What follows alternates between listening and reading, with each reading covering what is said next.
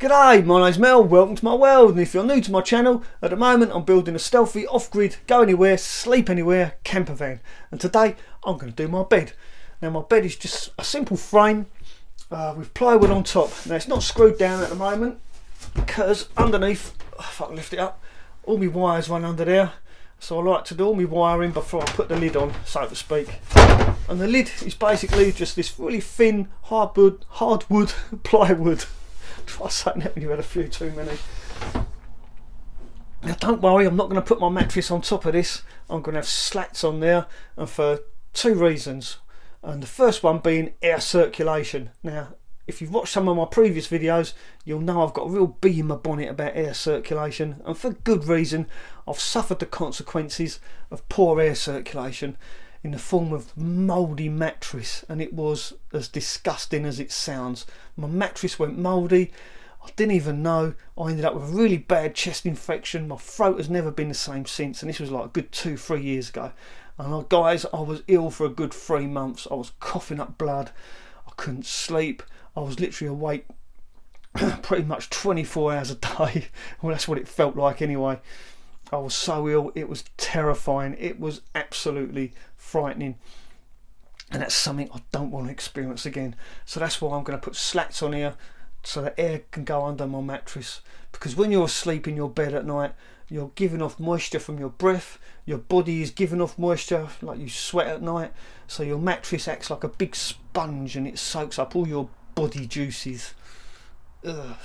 Sounds horrible, but it's true, it's what happens, it's a fact. So your bed in a camper, especially if because it's in an enclosed space, there's no air circulation, your mattress is gonna go mouldy. It is horrible. Now some fellow YouTubers, they gave me permission to put a link in my description to their video, but they experienced this very problem, Trent and Alie, only they had an accelerant to the problem. They spilt a drink in bed, so the drink, the fluid from the drink, the water, went into their mattress. They thought they'd soaked it all out, but unfortunately they hadn't, and their mattress did go mouldy in a very quick period of time. And their video demonstrates just how quick a mattress can go mouldy when it's damp. So yeah, check out their video, and yeah, you'll see all about it. I don't need to say any more than that. But thank you, Trent Alie, for giving me permission to put that in my link in my description. So yeah, I'm going to screw this down. I'm going to treat it like just a quick layer of varnish just to protect the wood, and then slats to go on top of there. The other reason for the slats is so that I can extend the bed out to 6 foot. I'll update you in just a tick.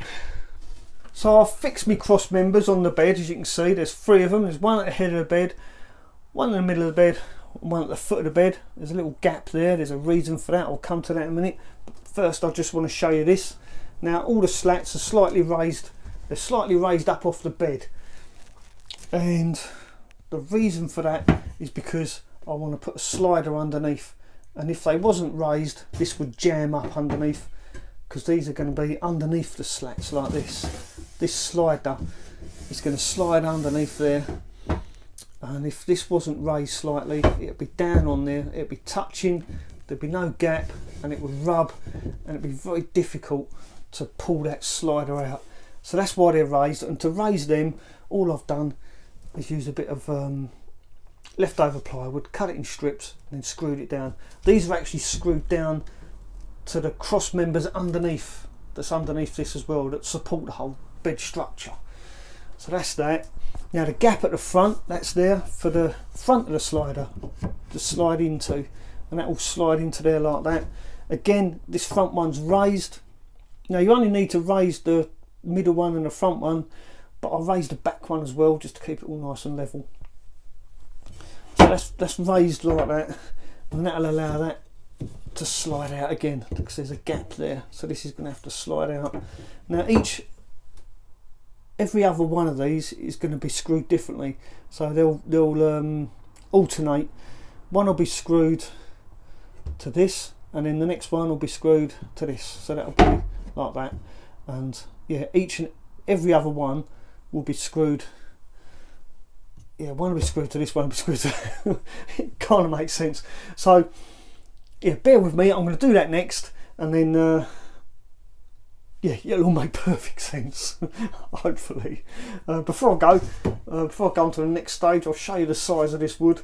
It's because someone's going to ask. 18 by 44. There you go. It's 18 by 44, and it's just under 2.5 meters long. And this comes in packs of 6, and I've got 2 packs, so I've got 12 lengths. Don't know if it'll be enough, but it'll certainly be enough for me to finish this video and explain how it works. Yeah, I'll start at the end where the slider's going to go. At least then I can finish off this film, and yeah, it'll all make perfect sense. Bear with me. Well, as predicted, I've run out of wood. Didn't quite have enough. I'll need at least another 2 packs.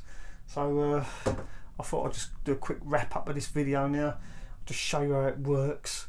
Now, the reason I do a slider like this is because for the DVLA they want a 6-foot bed in a van if you're going to register it as a camper van, or as they like to call it, a motor caravan.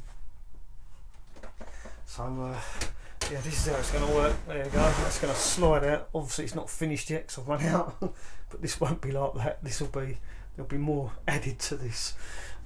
So it slides out and it rests on top of my work surface there. There'll be a work surface across there that'll take that weight of that, and here there'll be a door coming out, and then that will eventually meet there, and that will take the weight of that corner as well.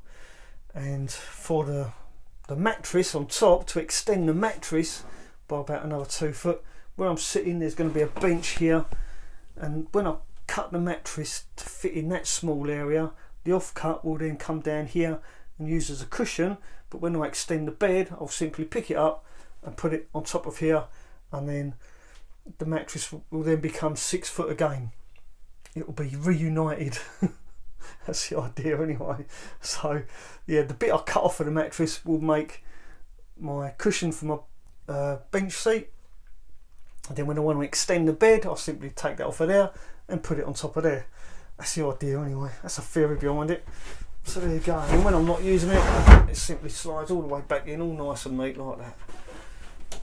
So those slats, like I said earlier, they serve 2 purposes. One, make sure the air gets under my mattress, and the other one is it extends my bed to 6 foot. So yeah, I'm cold, I'm hungry, and I need some wood. So I'm going to wrap this up now. I'm going to say thank you to everyone that's subscribed to my channel, and if you like this video and you found it somewhat useful, then please do subscribe, give me a thumbs up, but most importantly, leave a comment below. Feel free to talk among yourselves. I'm out of here. See you on the next one. Ta-ra for now, and thanks for watching.